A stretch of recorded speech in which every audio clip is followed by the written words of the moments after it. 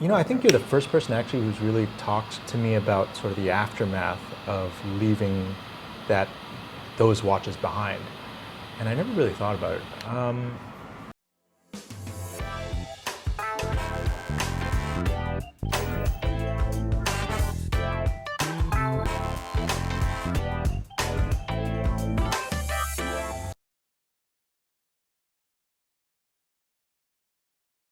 Hey everyone, welcome to another episode of What You Wearing. Today we have a guest that needs no introduction, Mr. Mark Cho. Hello everybody. Thanks man, thanks for having me on the program. And firstly I want to congratulate you on the success of Pedder Arcade and the Armoury study. Thank you. I've been to the arcade a few times, but this is my first time in the study actually. Oh really? Yeah, oh, well, it's a welcome. really nice environment to enjoy a cigar. Yeah. Thank you very much.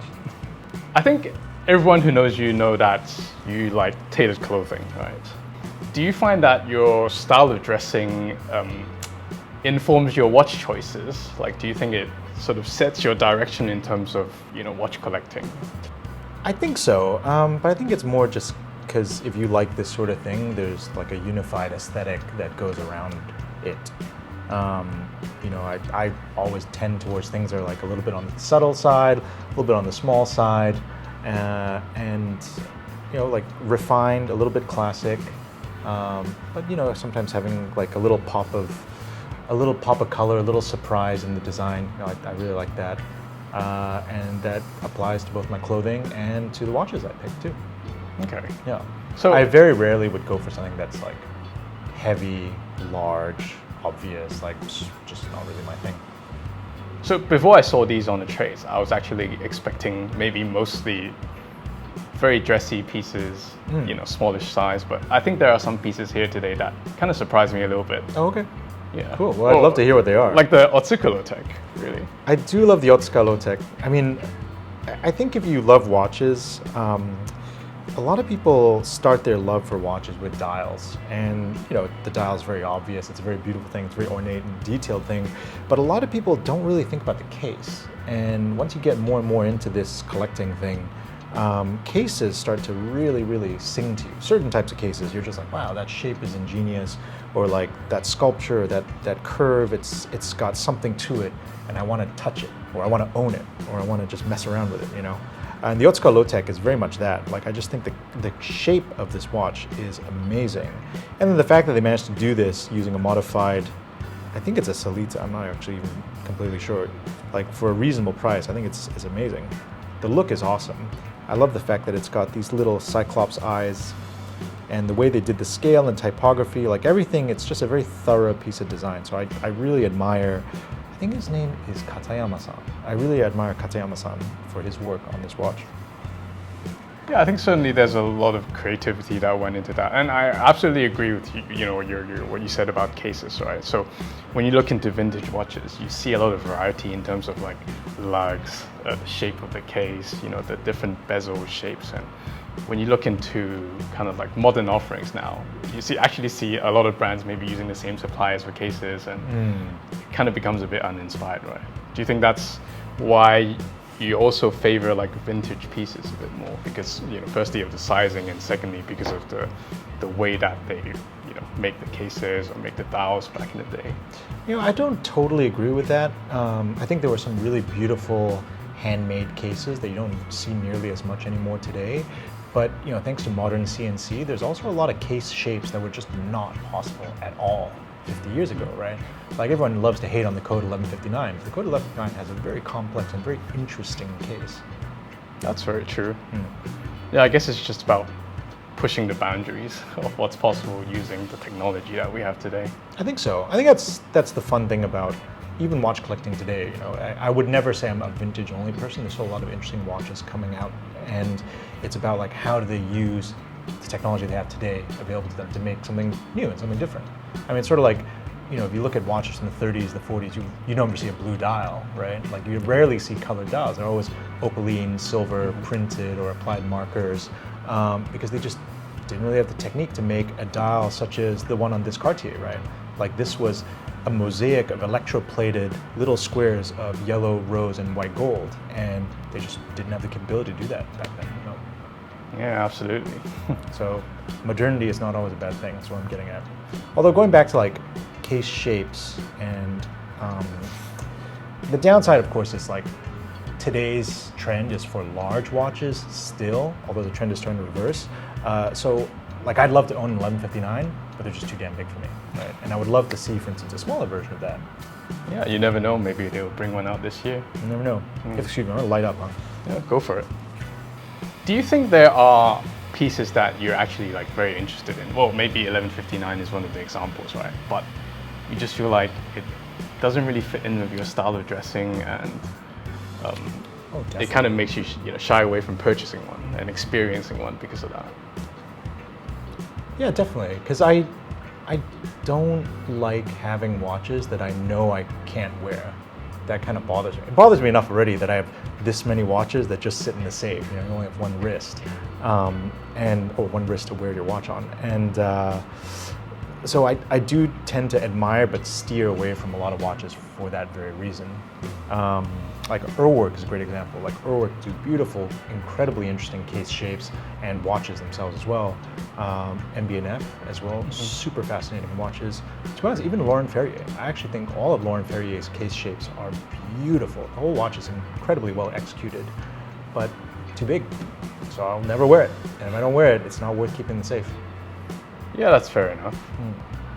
So I think you're known to have sold like a large part of your collection very recently, right? Or in the last year or two? End of 2022. Yeah, end of 2022. So do you feel like you kind of have like a second go at building a collection now? And like, since you have this chance, do you feel like you're taking a slightly different approach from the first time round?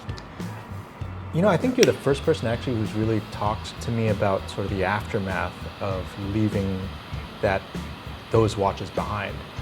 And I never really thought about it. I never saw this as like, oh, this is collection 1 and this is collection 2. Like, my collection of stuff is just always evolving. There's no kind of like defined endpoints. I moved on from certain things and I came into certain new things, many of which are on this table. Is there anything that you've sold that you kind of regret or really miss though? There was a little Universal Genève, black dial, black gilt dial. I kind of missed that a little bit, partly because I don't remember who it went to. Like I made jackets as a gift to all the new owners, so I got to meet a lot of the new owners, and I actually keep in touch.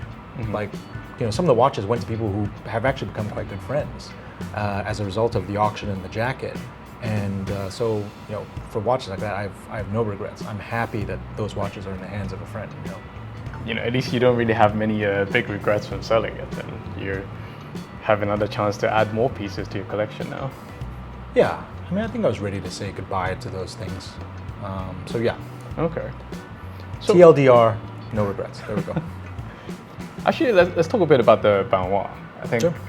The Baignoire bangle is now a very popular model, right? But I think you're probably one of the first men that I've seen to actually wear this piece. Yeah, it's beautiful, Like I said, for me, a lot of these things are about shapes, and that's also why I like pocket watches. There's something just so appealing about pocket watch shapes. So when I wear my Baignoire, I always wear it as if it was a bracelet on my right wrist and then in reverse so people don't really see it. Because, it's just like a little thing for me. Plus, if I want to have like a subtle peek at what time it is, it's like a little less obvious. Yeah, it just looks like a bracelet, right? Yeah, exactly. Yeah. I love the weight of it, and I find that clasp mechanism just so clever. It's so well executed. I love it.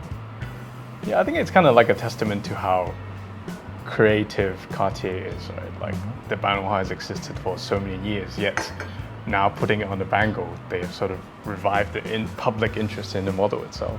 1000%. And they did the bangle really well too. Yeah. What about the 56175? Like, I've never seen this version before, and it's really heavy as well. Yeah, it's platinum. So I love the 56175. It's probably my favorite AP. It's the small 33mm quartz version. I used to collect it only in tantalum and steel, They used to I be like the so TT cheap, version. by the way. They used to be, I used to buy them for $5,000 US. I Wow. had 3 of them at one point because they were great watches. You know, they're very slender.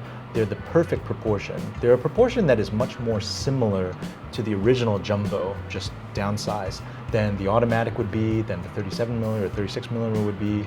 So I'm a huge fan of the 33mm quartz. It's one of my favorite watches. And I still have my tantalum seal. I kept one for myself because the dial went tropical. It's a really good looking thing. But I'm always looking for like a special new one. I missed my chance on a platinum one with a blue mother of pearl dial a couple years ago, and I always regretted it. And I'm always like poking around, seeing if one comes up. And this came up, and I was like, okay, I grabbed it immediately. So it's platinum with a navy dial and then diamond set. But the diamonds are small and pretty subtle, so I don't mind it at all. I love this watch. No, I think it's a really nice piece. Right? Like, Try it on, please. I mean, this is a watch that you really appreciate once it's on, you know?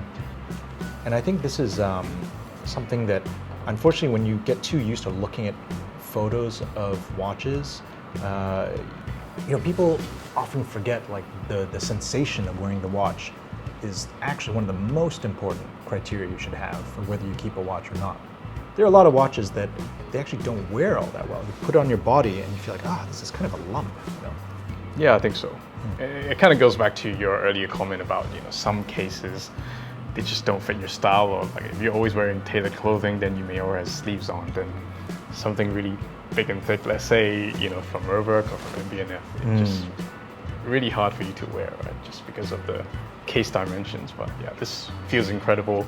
I always love the, you know, 56175 just because of the thinness. Yeah. Even though it's like well, some collectors may frown upon like quartz movement, right? But I think It's a two-hand watch, it's Yeah. fine. exactly. I mean, a lot of Cartiers only come in 2 hands, right? So Exactly. it doesn't matter whether it's a quartz movement or Yeah, mechanical. there's something very elegant, you know, about two-handed watches. I know.